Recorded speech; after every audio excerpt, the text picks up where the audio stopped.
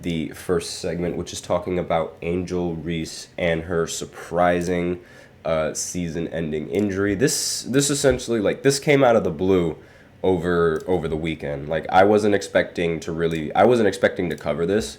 I wasn't expecting for Angel's season to be cut short right towards the end, especially with the streak of which she's like the streak that she's on in the WNBA. Now I'm just gonna go ahead and pull out her statement, because she did release I believe she released a statement on social media talking about her injury. So I'm just going to go and try and find it. There we go. All right, Angel posted, "What a year. I never would have imagined that." Hold on just one second. There we go. "I never would have imagined the last bucket of my rookie season would be a 3. But maybe that was God, and maybe that was God saying, give them a taste of what they will be seeing more in year 2.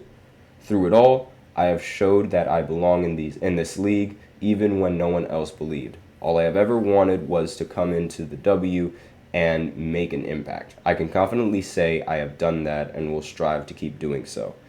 I'm filled with emotions right now that I have a season-ending injury, but also filled with so much gratitude for what is next. Although this is God's timing and not mine, I'm finally able to give myself a physical and mental break.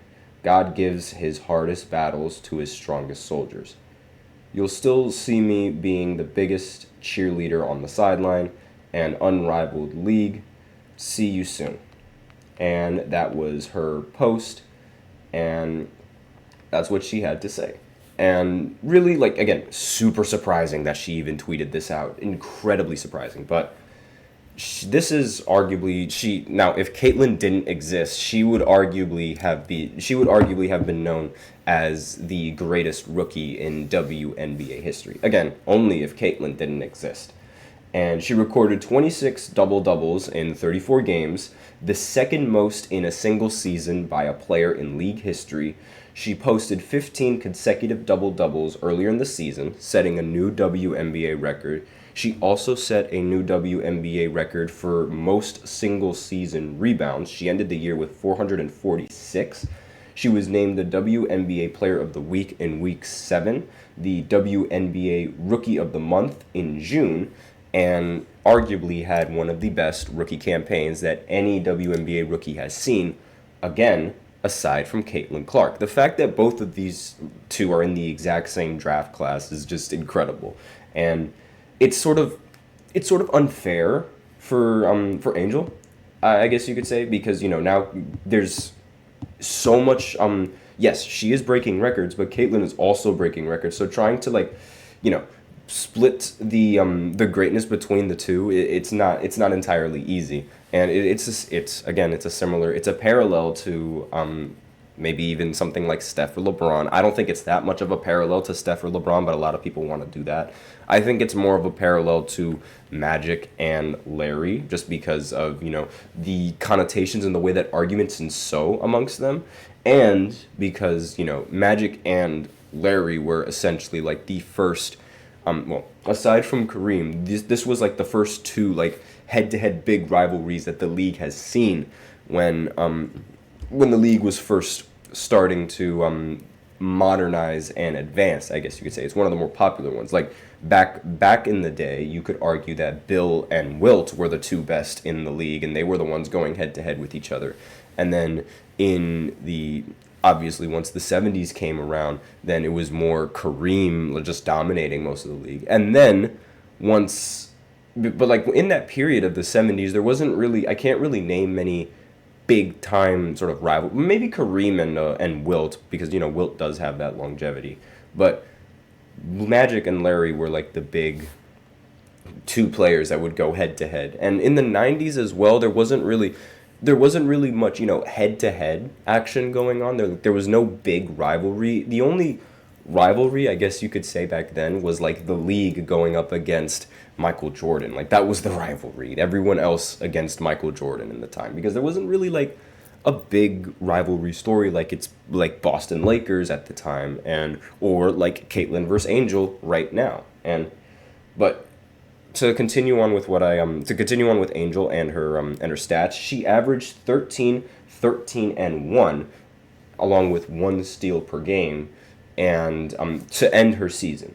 And so the Chicago Sky have 6 more games remaining in the WNBA season, and last time I checked their power rankings, they were ranked second to last. So it doesn't really look like that Chicago was going to even make the playoffs to begin with or without Angel.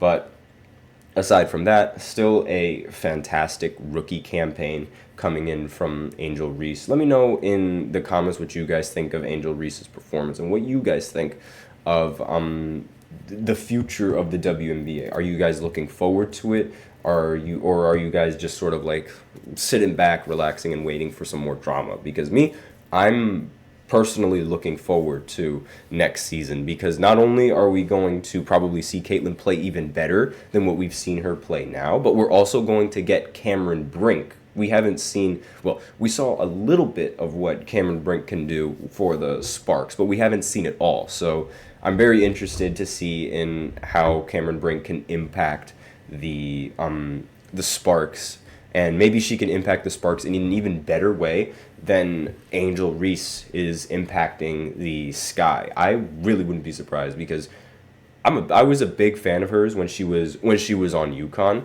and when she was balling for the UConn team, because while yes, we do have a basketball team, we're just awful, and we never make it to the NCAA tournament, and the only other Connecticut team, the team closest to me is UConn. So, and there are actually times where I go to some of their events. Like, I go to some of their basketball games there too, and it's really, really fun, because it's a lot closer than what you would expect. It's really expensive too, but still really fun. And aside from that, I mean, that's one of the biggest expectations that I have going into next season. And who knows, maybe Angel is going to just break the WNBA rebound record again. Do you guys think she could do that? Let me know in the comments what you guys think. If she could break the WNBA record again, she most definitely can, considering how she already broke the record and now she's injured and there's still 5 games that she hasn't played. She's definitely going to break this record again, and it's probably going to be held as her own, at least until somebody else in the future of the WNBA comes along and is just better than her. It's totally possible with how this league is advancing now. And again, not trying to discredit her, because yes, what she did is incredibly difficult, but the league and the WNBA, the players around the WNBA are getting better. They're catching up, they're getting much better, they're getting much more entertaining to watch, and they know how to hoop. They're starting to know how to hoop. Now, obviously they knew how to do it before, but like I say before, not Angel, but Caitlin has moved, and same thing with Juju, that college girl on USC. She can handle the ball, and she moves so different. I've never seen a WNBA athlete handle the ball like that, and it's really crazy. Again, that's just my opinion, because it's with my eyes, and therefore I could say that. So if any of you guys have differing opinions, that's on you. But aside from that, we are out of time for this first segment. So now I will go ahead and go into the second segment, where I do a follow-up on Shaq's comments towards Rudy Gobert.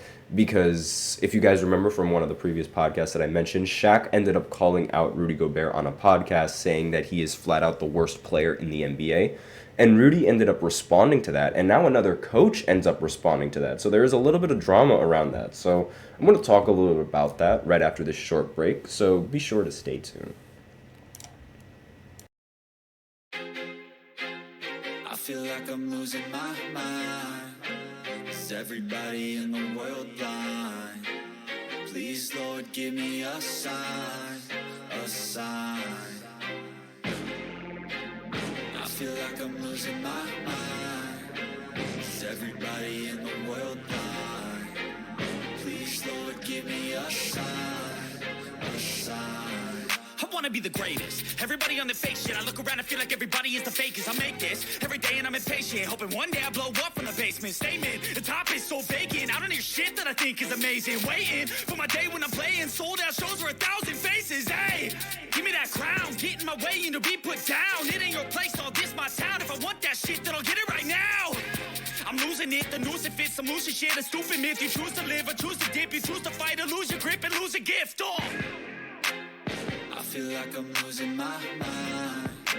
Is everybody in the world blind? Please, Lord, give me a sign, a sign. I feel like I'm losing my mind. Is everybody in the